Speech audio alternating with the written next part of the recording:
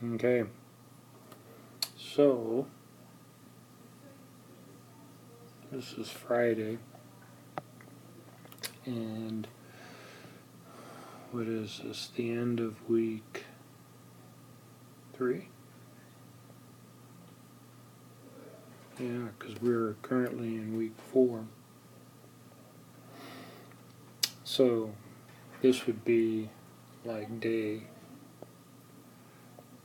8 because we're one short. I think I had the wrong day on a couple of the videos. That's no big deal.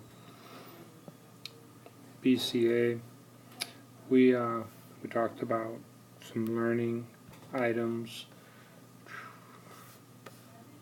web access on the internet, and we did some word processing. Talked about grit, being able to look at things in the long term. You know, one thing I think is really important is that students think when they're doing the work, not just do it based on you got some instructions. I do those. Now it's good to be able to follow instructions, but you got to be able to think too.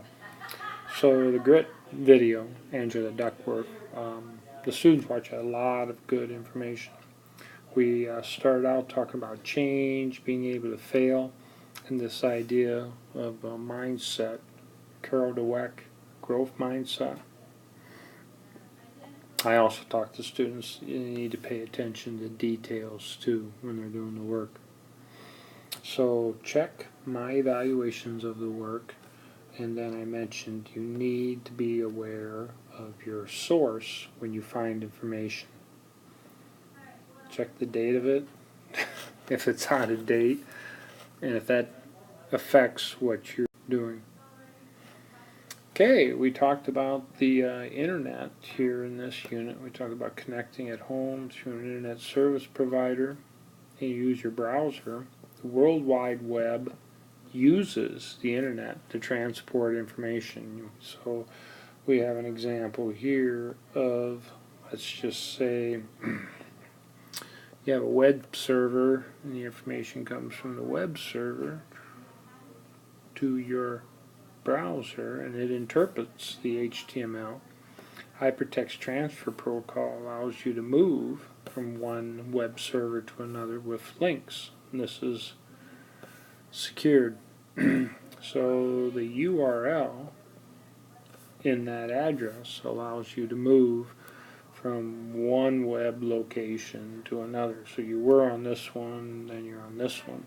And it might have been a link over here that sent you to that one. More later on.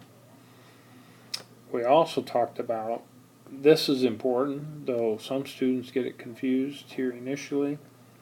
You might have, let's say, a business here in Mason City, and you need to connect to San Francisco. You can pay a service provider to make that link, and you would not have to go through the internet. No, you could just pay a service provider to do that. Now you could do it this way, in here and back out, and we'll talk more about that later on.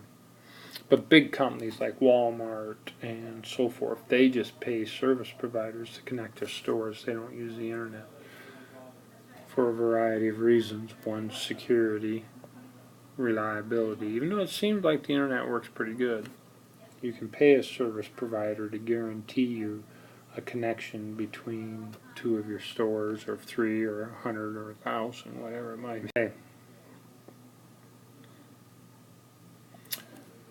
So here's an example we have that we're going to use. We have an Apache web server. In fact, I was talking about the hack on the device that had all that information hacked previously, not too long ago, like last week or whatever. That Equifax that had all of that credit rating information, and they were not keeping their server updated. It's a big issue. Here we talked about when you're connecting into the internet, what do you pay for? Well, you pay for the bandwidth. Like you might be paying for a guaranteed of 15 million bits per second down. Then you would pay for a little less up. Or you could pay for the same up, it just costs you more money.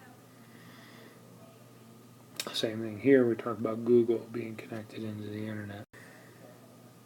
Alright, here's just the big picture of those same notes. So we use the World Wide Web. We use this concept of HTML and hypertext transfer protocols to move through the internet. Alright, that's enough for today.